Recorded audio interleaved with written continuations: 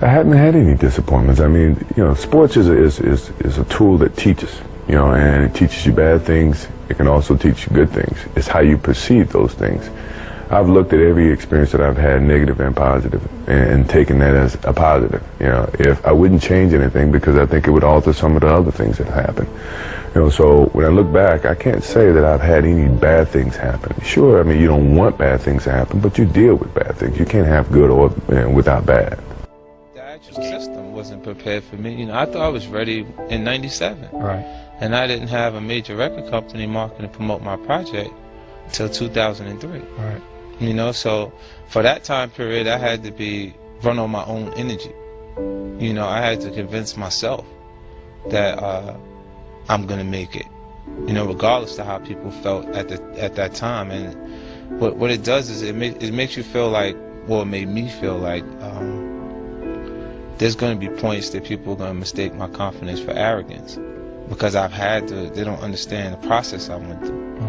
And how much I had to believe in myself in order to make these things happen. I feel like you can will yourself into a good space. Like, things that are meant to happen will. And if you believe in yourself enough, you can help yourself learn. You can inspire, you know, yourself in different ways where you can actually discipline yourself. You know, to the point that you can become good enough. Like from '97, like when I started writing, it was full time, like every day I was writing music because I had no choice. If I was going to Miami, and then I didn't make it into the NFL. At that time, Warren Sapp and all these guys were getting drafted. So I felt like, man, that's my dream. That didn't happen. I went up to the CFL in Canada, in Calgary. Then I got cut a couple of months later. I had to move back in with my parents. When I had to move back in with my parents, I had $7 to my name. And it wasn't paper, man. It was a little bit of paper and a little bit of change. I'll never forget driving back from Tampa. My dad had to pick me up, and we were on I-75, and I reached in my pocket, and I counted my money, man. I had $7, which is why I name everything $7 now around me. Everything's named $7. But anyway, I had to move back in. I was 24, 25 years old, and I thought, wow, everything is crumbling around me. Everything, man. I've got no job. My dreams work. Since I was 14, I was playing football, and that was my goal, was to make it in the NFL. That didn't happen. I moved back in with my parents. I felt like a failure.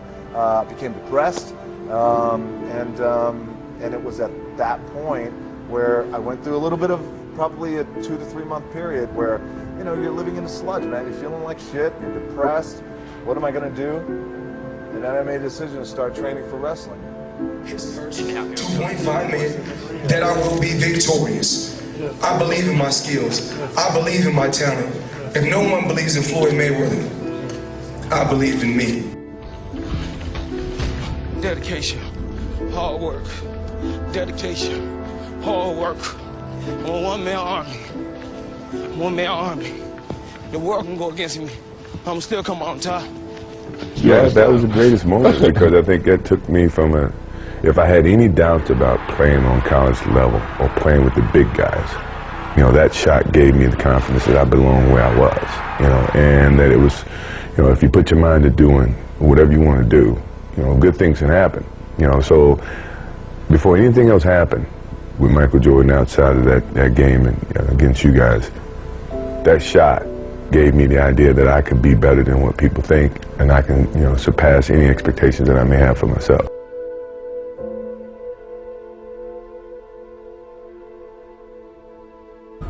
Because you truly believed and you knew that you were eventually going to be able to do it.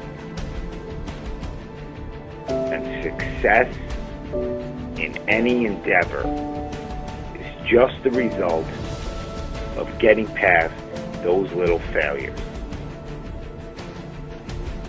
But it's the act of failing that makes you improve, that makes you want to do better, that makes you want more out of yourself.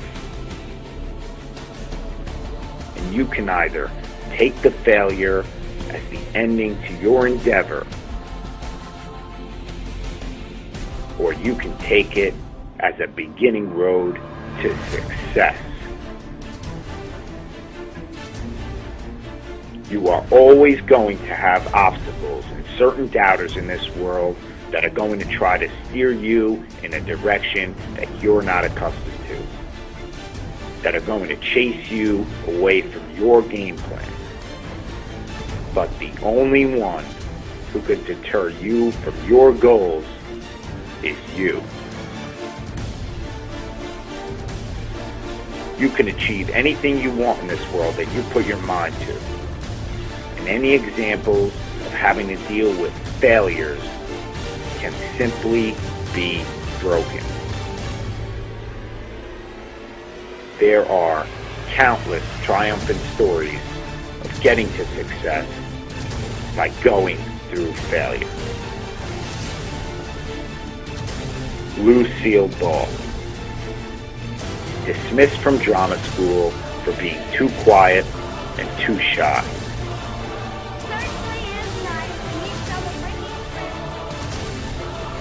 Albert Einstein did poorly in elementary school and failed his first college entrance exam. Isaac Newton did poorly in grade school and was considered unpromising. Beethoven, his music teacher, told him that he was a hopeless composer. Jerry Rice never made it to a Division I school to play college football.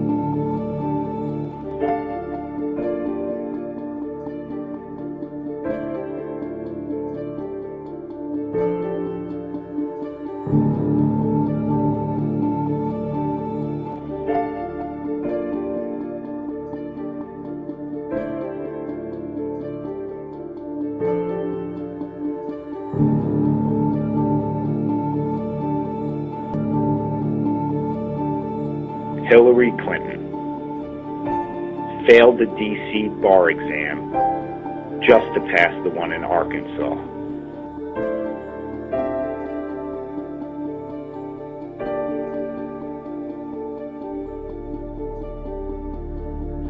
Martin Luther King,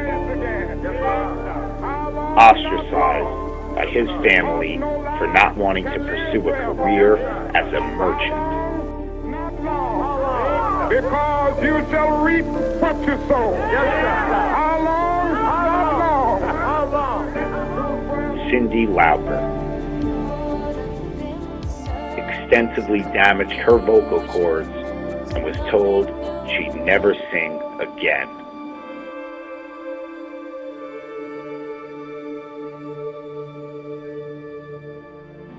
Barbra Streisand, her Broadway debut opened and closed on the same night.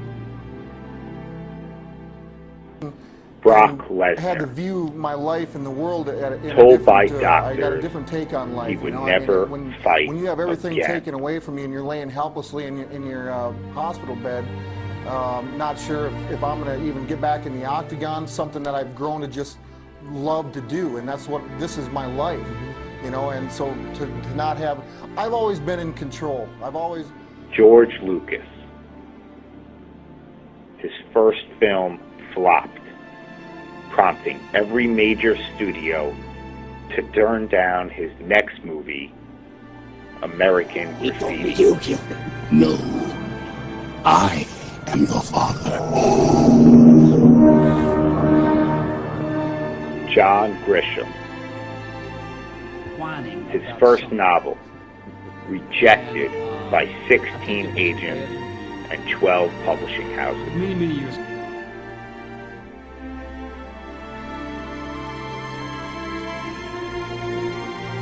Dr. Seuss, his first book, rejected by 27 publishers.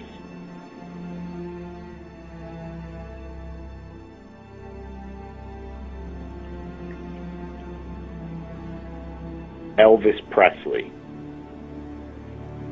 His music teacher in high school gave him a C and told him he couldn't sing. One for the money, two for the show. But you get ready now, go, can't go, but don't you step on my blue suede shoe. Anthony Robles, born without a leg.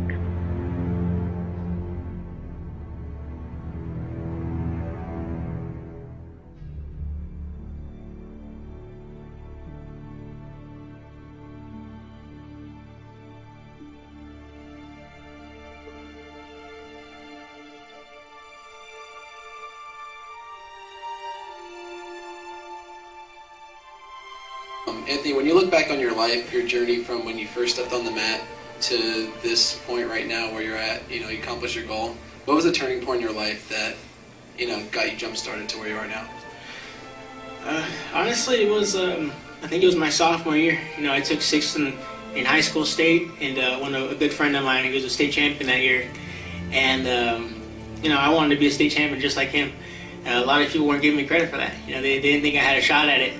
But I think that was really the turning point. It was like, I want to be like that guy. I want to be the best in the state. And once I won that, it was like, I want to be the best in the nation. And it went from there. Wrestling, it's been a huge thing in my life. Wrestling's been my life for 9 years now. I don't know what I'm going to do without competition now, but it's been a blessing in my life. It's taught me so much. It really helped me to become a man. And I'll be forever grateful for that. Wrestling's gave me so much. I feel like I'm obligated to, help in whatever way I can. And I'll definitely be around Arizona State wrestling room, just helping out the younger guys as much as I can because, I'm very grateful to them. They're one of the few Division I schools who gave me a shot, and I had some coaches that believed in me. And I want to be able to help them, just to say thank you, and help those kids that, like myself, others wouldn't have given a shot. I want to be able to help those kids rise up out of nothing and achieve their goals. Obstacles are there to signify how bad you want something. Failure is a passageway to success. It's how you respond to failures or obstacles or those stumbles or brick walls that will ultimately determine your results.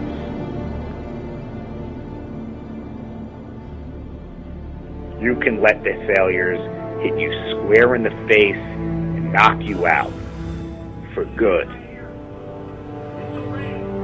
Or you can get up and fight back.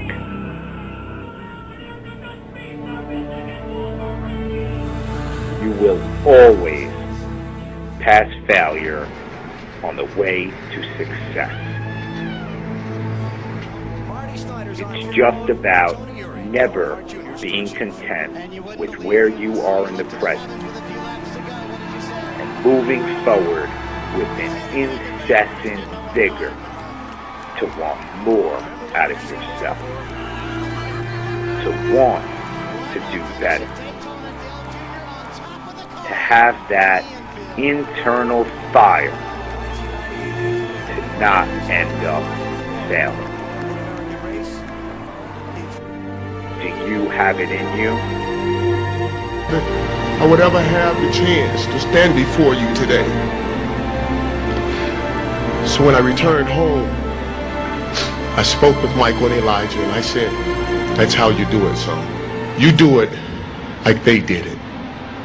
I wanted to stand in front of my boys and say, do it like your dad, like any proud dad would want to. And at that moment, a voice came over me. And it said, look up, get up, and don't ever give up. You tell everyone or anyone that has ever doubted, thought they did not measure up, or wanted to quit, you tell them to look up, get up, and don't ever give up.